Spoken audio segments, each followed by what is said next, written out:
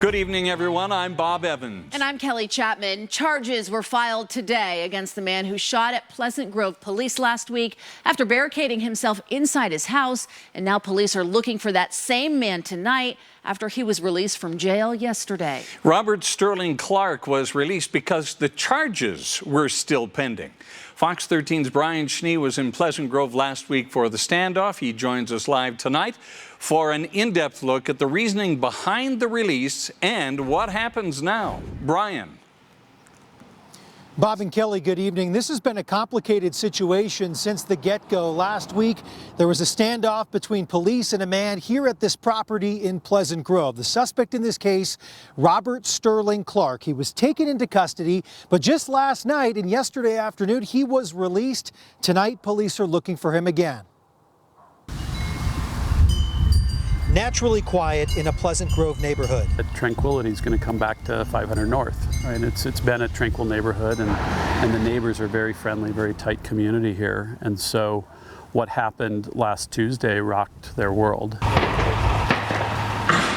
Roughly 1 week ago, this home was a dangerous center of attention after a man allegedly came out of his home with a firearm, exchanged gunfire with officers, and barricaded himself inside for hours. Robert Sterling Clark was taken into custody. What we see is the remnants of a shootout, remnants of SWAT vehicles pushing tear gas into the home. Robert's uncle is also the homeowner. He's trying to clean up the property and work with neighbors to regain some trust.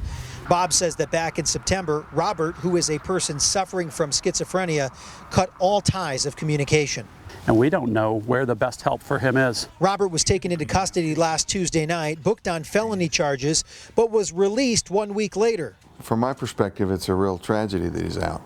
Mr. Clark is, we believe, a danger to our society, and we believe that he's someone that ought to be in jail. The Utah County Attorney's Office says they didn't receive a police report until Friday night.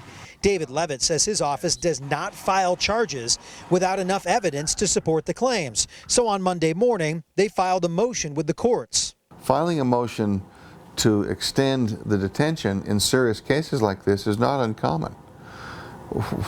What happened, where the breakdown was at the court, I can't say. Levitt says the court did not address the motion to extend the detention a few days, which would have helped the county attorney's office address the evidence and likely file charges.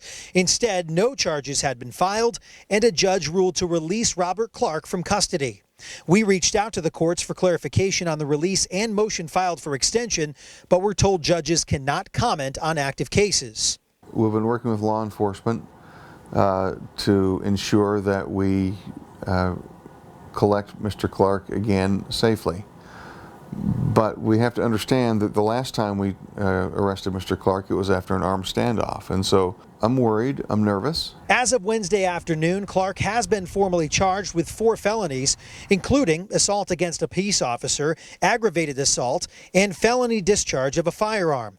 Clark's family believes there was a mistake in releasing him from custody. And I feel like that was the real failure for Sterling. From my understanding of the process that took place after that was he was bused from Spanish Fork to Provo.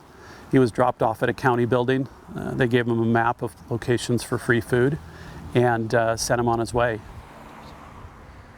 There's a warrant out for Clark's arrest tonight. It was signed and delivered to Pleasant Grove Police earlier this evening around 6 o'clock. Now, after he was released last night, Clark did make his way back to this home, but police removed him from the property. His family doesn't know where he is tonight. We did speak with Utah County Attorney's Office just a few moments ago. It's not believed he is in custody this evening.